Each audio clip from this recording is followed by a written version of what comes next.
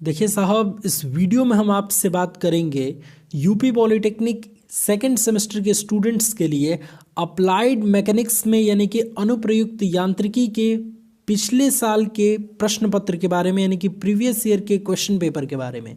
इस question paper को पूरी तरीके से देखने के बाद आपको ये पता चल जाएगा कि परीक्षा में किस तरीके से प्रश्न आपके अप्लाइड मैकेनिक्स से पूछे जाते हैं, यानी कि अनुप्रयुक्त यांत्रिकी से पूछे जाते हैं। अब पिछले कुछ दिन पहले मैंने आपको अप्लाइड मैथमेटिक्स का मॉडल पेपर बताया था, तो आप में से बहुत सारे स्टूडेंट ने कहा था कि सर इस मॉडल पेपर को हम डाउनलोड कर सकते हैं क्या? ज़रा बताइए, अगर हम डाउनलोड कर सकते हैं तो प्रोसेस क्या है, किस तरीके से हम डाउनलोड कर सकते हैं। तो आप सभी के कमेंट्स को देख के मैंने ये निष्कर्ष निकाला कि आपको ये अप्लाइड मैकेनिक्स का और अप्लाइड मैथमेटिक्स का मॉडल पेपर आप बिल्कुल डाउनलोड कर सकते हैं। कहाँ से डाउनलोड कर सकते हैं साहब? आप हमारी वेबसाइट से डाउनलोड कर सकते हैं। इस वीडियो को देखने के बाद, सारी चीज़ें समझने के बाद, डिस्क्रिप्शन में दिए गए लिंक पर क्लिक करके आप मैथमेटिक्स का और मैकेनिक्स का मॉडल पेपर डाउनलोड कर सकते हैं। फिलहाल हम चीज़ों को समझते हैं कि किस तरीके से ये मॉडल पेपर आपका है और कैसे कैसे क्वेश्चन पूछे जाते हैं। ठीक है, तो ये देखिए, यहाँ पे टाइम है आपका 2.5 घंटे का। ठीक है, 50 नंबर का प्रश्न पत्र होता है जिसमें मिनिमम मार्क्स आपको 17 नंबर लाने हैं। ठीक है, यहाँ से आपका प्रश्न पत्र शुरू होता है।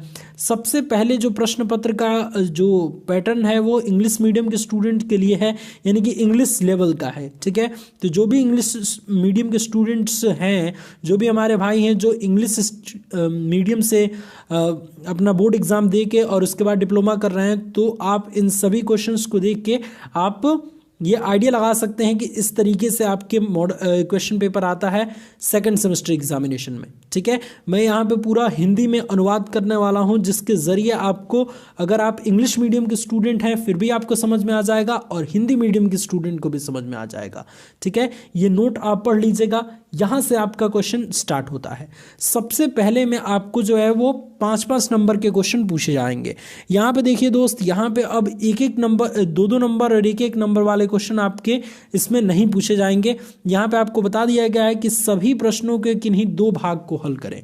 ये 2019 का प्रश्न पत्र है, सो इससे आप आइडिया लगा सकते हैं। ठीक है, सबसे पहला टाइप के प्रश्न में आपको 3 प्रश्न दिया जाता है, अ, ब और स। ठीक है, इनमें से किन्हीं 2 प्रश्नों को आपको उत्तर लिखना है, और जैसा कि आप सभी जानते हैं कि 2 को लिखना है। ये विस्तृत उत्तरीय प्रश्न है, यानी कि एक प्रश्न के लिए आपको 5 अंक निर्धारित हैं। अगर 2 क्वेश्चन आपको सभी भाग से करने हैं, यानी कि पहले भाग से आपको 10 नंबर का क्वेश्चन पूछा जाएगा, जिसमें इन तीनों में से किन्हीं 2 का आपको आंसर देना है। इसमें देखिए, जैसे कि इंजीनियरिंग मैकेनिक्स का प्रैक्टिकल फील्ड में उपयोग होने वाले उपयोग का वर्णन कीजिए। तो इसको बहुत ही अच्छे तरीके से आपको बताना है कि इंजीनियरिंग मैकेनिक्स का प्रैक्टिकल फील्ड में कहां कहां उपयोग है, कैसे उपयोग किया जाता है। इसको बहुत ही जबरदस्त तरीके से अगर आप एक्सप्लेन करेंगे तो नंबर आपको 5 नंबर दे दिया जाएगा। ठीक है, इसी में दूसरा आपका है कि बलों के ट्रांसमिबिलिटी का सिद्धांत को समझाइए। अब इसमें मैं एक चीज और आपको ऐड कर दूं कि देखिए, जब आप मैकेनिक्स पढ़ें तो चीजों को हिंदी के इंग्लिश को आप जरूर ध्यान रखें कि देखिए, यहाँ पे ट्रांसमिबिलिटी ही पूछ दिया गया है, ये नहीं पूछा गया है कि स्थानांतरणशीलता का सिद्धांत क्या है।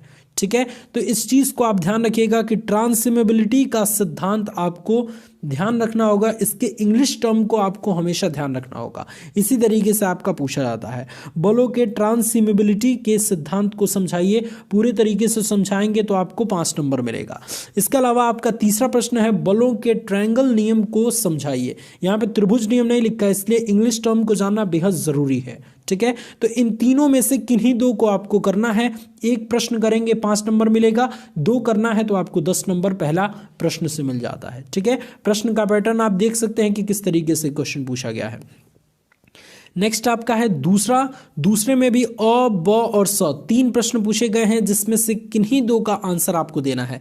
पहले के अंतर्गत 2 पॉइंट्स के जरिए क्वेश्चन को पूछा गया है कि मोमेंट से आप क्या समझते हैं, व्याख्या करें।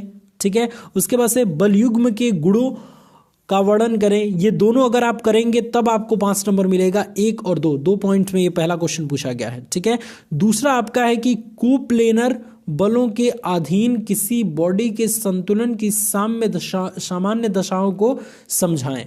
ठीक है, तो इस चीज को भी आपको ध्यान रखना है। यहां भी देखिए आपको इंग्लिश टर्म आ गया। ठीक है, तो इस चीज को हमेशा ध्यान रखिए, मैकेनिक्स जब भी पढ़ें तो हिंदी के इंग्लिश टर्म को जरूर समझें और उसको जरूर ध्यान में रखें। ठीक है, इसी के अंतर्गत तीसरा जो क्वेश्चन है वो न्यूमेरिकल टाइप का है कि दो बल 10 न्यूटन और Q kilo Newton 10 kilo Newton और Q किलो न्यूटन एक दूसरे से समकोण बनाते हुए बॉडी पर लग रहे हैं। अगर परिणामी बल 20 किलो न्यूटन है तो Q की मात्रा परिणामी बल के से Q की मात्रा और परिणामी बल से इसका कोण ज्ञात कीजिए। ठीक है, तो इस टाइप के सारे प्रश्न आपको हमारे चैनल पे कराए जाएंगे, साथ ही साथ सारी इंपॉर्टेंट क्वेश्चन की लिस्ट आपको प्रोवाइड कराई जाएगी। जितना हेल्प हो सकता है वो हम आपको करेंगे। आपको केवल मेहनत करना है और अपने एग्जामिनेशन में ज़बरदस्त नंबर लाना है। ठीक है दोस्त, अब यहाँ पे हम देखते हैं तीसरे टाइप के क्वेश्चन की। तीसरे टाइप के क्वेश्चन में कुछ इस तरीके से क्वेश्चन आपका पूछा जाएगा जिसमें आपको 2 पॉइंट के जरिए क्वेश्चन पूछा जाएगा। जैसे देखिए यहाँ पे घर्षण गुणांक को परिभाषित कीजिए, वो वर्णित कीजिए। ठीक है, जो भी शॉर्ट रहेगा उसको 2 पॉइंट में करके पूछ देगा। फिर यहाँ पे दूसरा इसी के अंतर्गत है स्टैटिक घर्षण के नियम को परिभाषित वो वर्णित कीजिए। ठीक है, उसके बाद से ब वाला क्वेश्चन ये कह रहा है कि लामी के प्रमेय को परिभाषित एवं वर्णित कीजिए। लामी का प्रमेय आप सभी के लिए मोस्ट इंपॉर्टेंट है। सारी चीजें आपको सारे मोस्ट इंपॉर्टेंट क्वेश्चन को एक्सप्लेन करके आपको बताया जाएगा। ठीक है, यहाँ पे देखिए घर्षण कोण और रिपोज के कोण को परिभाषित कीजिए। ठीक है, तो यहाँ पे भी जो है इंग्लिश टर्म आ गया है, तो आप इंग्लिश पे ज़्यादा ध्यान दीजिएगा। जब भी कोई चीज़ आप पढ़ें तो उसके इंग्लिश टर्म को इसमें ज़रूर ध्यान रखेंगे। ठीक है, जैसे घर्षण गुणांक को इफिशिएंट ऑफ फ्रिक्शन। ठीक है, तो इस चीज़ का आप ध्यान रखेंगे। अब यहाँ पे आगे तीसरा नंबर क्वेश्चन ये कह रहा है कि एक झुके हुए खुरदरे तल पर संतुलन बनाए हुए एक बॉडी की दशाओं को स्केच के साथ समझाइए। तो ये भी आपका 5 नंबर का क्वेश्चन है। सो ये तीसरे क्वेश्चन का इस तरीके से पैटर्न आपका यहाँ पे देखने को मिल रहा है। ठीक है, अब नेक्स्ट और आगे है आपका चौथा नंबर क्वेश्चन। ये जब हम पेपर दे रहे थे सेकेंड सेमेस्टर का उस टाइम का पेपर है। सो इस चीज़ को आप ध्यान रखेंगे। तो कोई भी देखिए डरने की कोई ज़रूरत नहीं है। आप जब धीरे धीरे चीज़ों को समझते जाएंगे तभी आपको चीज़ें समझ में आएंगी। अभी अभी आप नए आए हैं तो आपको ये सारी चीज़ें हार्ड लग रही होंगी, लेकिन धीरे धीरे जैसे ही आप पढ़ते चले जाएंगे सारी बातें आपको स्पष्ट रूप से और अच्छे तरीके से समझ आती चलेंगी। ठीक है, तो बिल्कुल डरने की कोई ज़रूरत नहीं है। नेक्स्ट आपका है चौथा नंबर प्रश्न। इसमें भी 3 क्वेश्चन पूछे गए हैं, अ, ब और स। इसमें 2 प्रश्न में आपको 2 पॉइंट के जरिए क्वेश्चन को पूछा गया है। जैसे पहला में प्लेन फिगर्स के सेंट्रॉइड का वर्णन करें। फिर दूसरा आपका है ठोस वस्तु के गुरुत्व केंद्र को एक सिलेंडर के उदाहरण के साथ वर्णित करें। इसी तरीके से दूसरा क्वेश्चन है और तीसरा क्वेश्चन है। ठीक है, तीसरा में आपका व्हील एवं एक्सिल के कार्य सिद्धांत और उनके उपयोग को बताइए। ठीक है, तो जो लास्ट चैप्टर है वो आपके लिए बहुत इंपॉर्टेंट है, इसलिए लास्ट चैप्टर पे ज़्यादा फोकस करेंगे।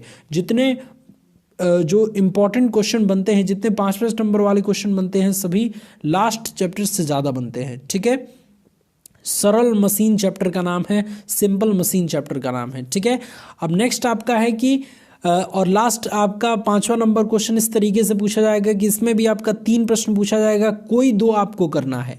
चाहे आप पहला और तीसरा कीजिए, या फिर दूसरा तीसरा कीजिए, या फिर दूसरा पहला कीजिए, या फिर तीसरा पहला कीजिए। ठीक है, तो यहाँ पे आपका पहला प्रश्न आप देख पा रहे होंगे कि एक मशीन के यांत्रिक लाभ और इफिशियंसी यानी कि दक्षता क्या होता है समझाइए। फिर दूसरा इसी में आपका पूछा गया है कि सिंपल और कंपाउंड मशीन के उदाहरण प्रस्तुत कीजिए। ठीक है, ब के अंतर्गत वर्म और वर्म व्हील का वर्णन कीजिए। उसके बाद से मशीन के नियम को परिभाषित तथा वर्णित कीजिए। इसके साथ ही एक आपको न्यूमेरिकल तीसरा क्वेश्चन के रूप में दे दिया गया है। तो अगर आप न्यूमेरिकल करते हैं और किसी एक इन दोनों में से प्रश्न को कर देते हैं तो आपको 10 नंबर मिल जाएगा।